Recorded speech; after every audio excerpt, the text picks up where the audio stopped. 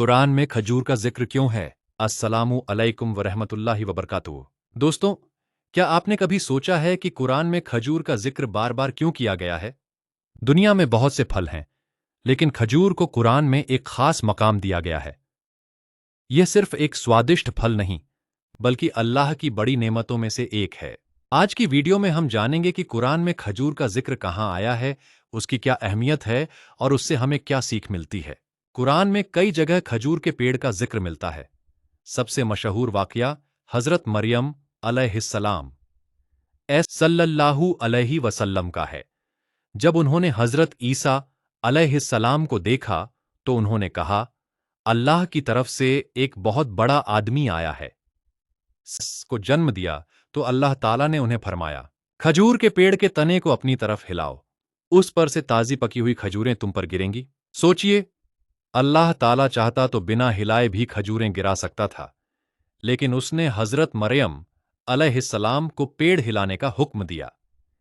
इससे हमें यह सीख मिलती है कि अल्लाह पर भरोसा करने के साथ साथ इंसान को अपनी तरफ से कोशिश भी करनी चाहिए। खजूर का पेड़ रेगिस्तान की कठिन गर्मी में भी खड़ा रहता है और मीठा फल देता है। यह हमें सब्र, मजबूती और दूसरों को फायदा पहुंचाने की सीख देता है। इसके अलावा खजूर रोजी, बरकत और अल्लाह की रहमत की निशानी भी है। इसलिए इस्लाम में खजूर को एक खास अहमियत हासिल है। अब आइए जानते हैं कि कुरान में खजूर का जिक्र हमें क्या सिखाता है। सबसे पहली सीख यह है कि अल्लाह पर भरोसा करने के साथ साथ कोशिश करना भी जरूरी है। हजरत मरियम अलैहिस्सलाम बहुत कमजोर हालत में थीं, फिर भी अल्लाह ताला ने उन्हें खजूर के पेड़ को हिलाने का हुक्म दिया। इससे हमें समझ में आता है कि दुआ के साथ मेहनत भी करनी चाहिए। दूसरी सीख यह है कि अल्लाह अपनी रहमत अपने बंदों पर ऐसे तरीके से नाजिल करता है जिसकी इंसान कल्पना भी नहीं कर सकता। हजरत मरियम अलैहिस्सलाम इंसान के लिए उसी समय ताज़ी खजूरों का मिलना अल्लाह की रहमत और उसकी बेपनाह कुदरत की निशानी थी। दोस्तों, खजूर का पेड़ रेगिस्तान की गर्मी, सूखे और कठिन हालात में भी मजबूती से खड़ा रहता है, फिर भी वह मीठे और फायदेमंद फल देता है। यह हमें सिखाता है कि हालात चाहे कितने भी मुश्किल हों, एक मोमिन को सब्र, उम्मीद और अच्छे अखलाक के साथ अपनी जिंदगी गुजारनी चाहिए। कुरान में खजूर का बार बार जिक्र इस बात की याद दिलाता है कि अल्लाह ने इंसानों के लिए जमीन में कितनी अनमोल नेमतें पैदा की हैं। इसलिए हमें हर नेमत पर अल्लाह का शुक्र अदा करना चाहिए और उसे बेकार नहीं करना चाहिए।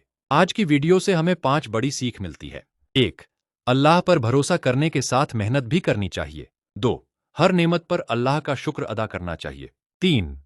मुश्किल हालात में भी सब्र और उम्मीद नहीं छोड़नी चाहिए। 4. अल्लाह की बनाई हुई हर चीज में उसकी हिकमत छिपी है।